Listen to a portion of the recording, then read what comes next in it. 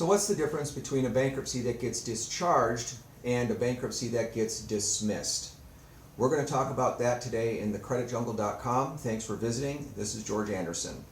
So over the course of my career, I have done literally hundreds of loans for people that have been in either a Chapter 13 bankruptcy that's active and ongoing or a Chapter 7 bankruptcy that's been discharged.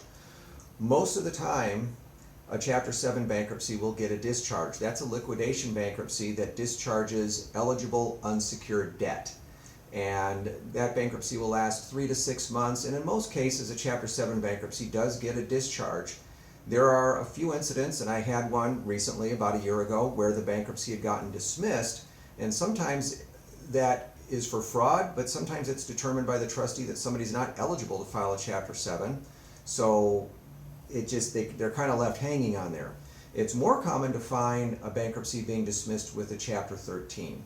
A Chapter 13 is a reorganization plan where the debtor will make payments back to the court for a period of 3 to 5 years, and if they miss a payment, if they miss enough payments on that, the trustee will dismiss the case because they're not keeping up their end of the bargain to be able to do that. And in either case, where it's a Chapter 7 or a Chapter 13, once that discharge order has been entered, the automatic stay that was protecting the debtor from the creditors gets lifted. And that basically means that the creditors, it's first come, first serve on the income or the assets, whatever they can go ahead and attach a judgment to or anything else against the debtor. So you can see how that would create a concern for a lender if somebody had filed bankruptcy, it got dismissed, and there is a lot of debt sitting out there hanging that could potentially affect the title to the home.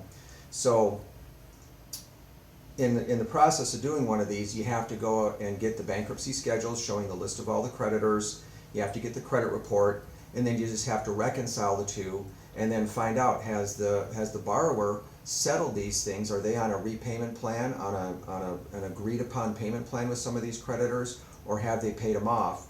In some cases, they can be minor collection accounts that we don't even have to take them into consideration if the cumulative amounts or if the individual amount of any one of them is below a certain threshold level, depending on the type of loan that you're doing.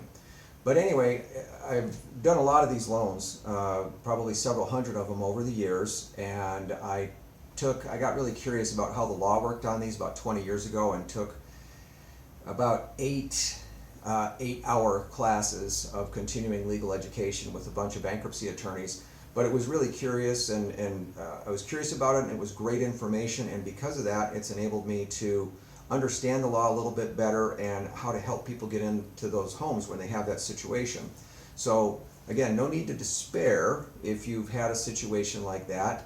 There are ways to be able to work around that, to be able to put the financing in place. It may take a little bit of time depending on your circumstances, but I love helping people, and I love being able to offer solutions where other people see obstacles. So thanks again for visiting thecreditjungle.com. This is George Anderson, and remember, push button, get mortgage professional. Have a great day.